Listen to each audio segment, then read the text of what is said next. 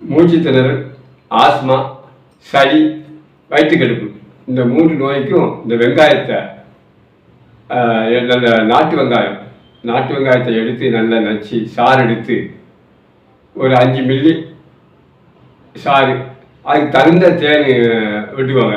தேன் விட்டு கலக்கி காலை மாலை குடிச்சுவாங்க. இந்த நோய் குணமாகும்.